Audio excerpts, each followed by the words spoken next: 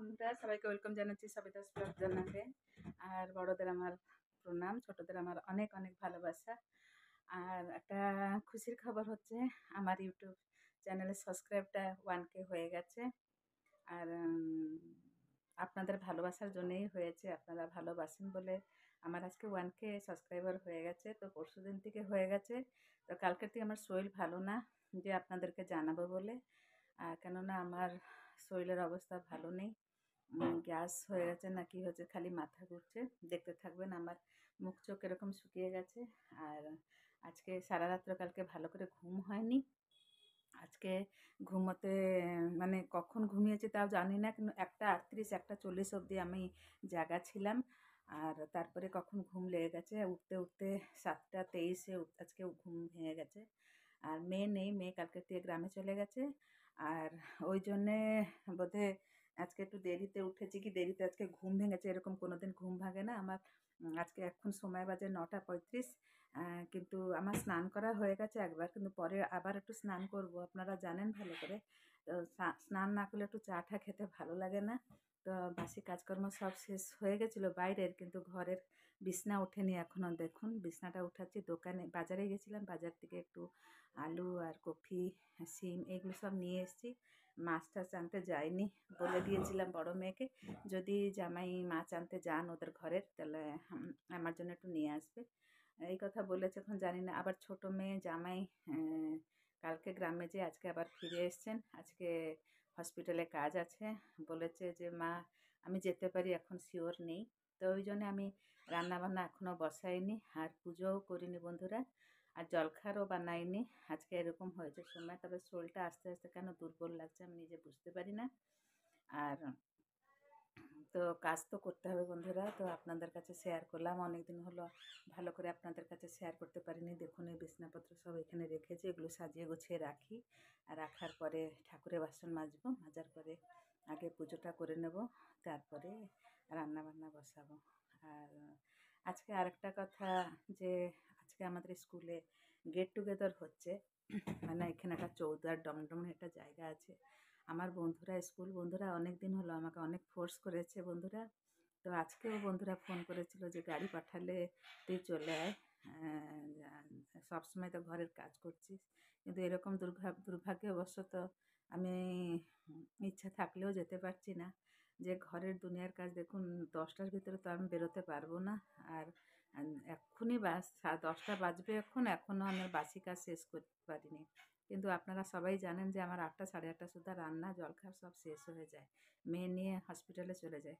কিন্তু আজকে এরকম কালকে রাত্রে এরকম শরীরটা খারাপ লেগেছে যে রাত দুয়ারে, তারপরে মনের ভিতরে একটা আছে মেয়ে নেই, রান্না করতে হবে না, ওই ভেবে বোধহয় ঘুমটা লেগে গেছে। ওই জন্য 7:30টার সময় উঠেছি।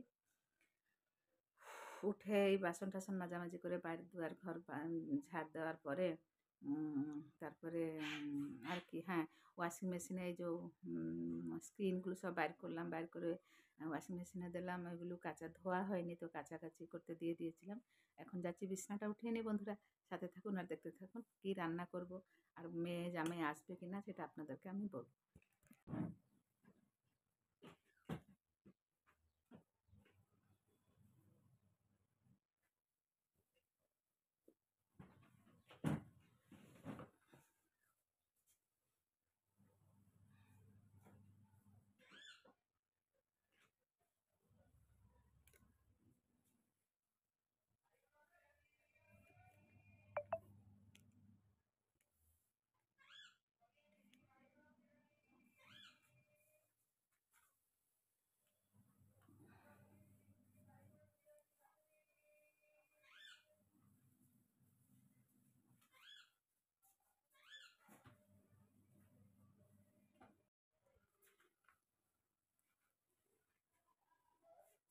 গোছানো হয়ে গেল বন্ধুরা, তাহলে চলুন ঘরটা ঝাড় দিয়ে নিই।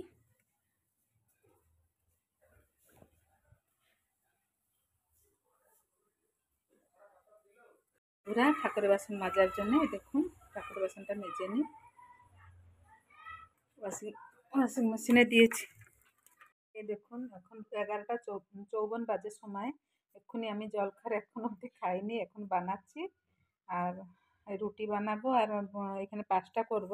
তা বোন আসার আছে, যদি আসে ওকে বলবো দুটো খেয়ে যাবে বলে, যে ঘরে ভাত খাবে বললো, ওই জন্যে 5টা বানাচ্ছি। এক্ষুনি আমি জলখাবার খেলাম, এখন বাজে 12টা 15। তো রুটি করলাম, আর কবেও এত দেরি হয়নি আমার। তো একটা কথা আমি জানি যে যদি সকালে দেরিতে ওঠা যায় তাহলে সব দেরি হয়ে যায়। যা হোক, এখন দুটো রুটি করে খেলাম, আর দুটো রুটি রেখে দিয়েছি, বোন আসার আছে, যদি আসে ওকে বলবো দুটো খেয়ে যাবে। ঘরে গেলে বলছিল ভাত খাবে, আমার জন্য একটু তরকারি আনবে। মা বললো যে আমি রান্না করে পাঠিয়ে দেবো, ভাত হয়ে গেছে, তরকারি একটু পাঠিয়ে দেবে। আর আর জামাই, ছোট জামাই এসেছিলেন। আর এইখানে দেখুন ফল নিয়ে এসছেন।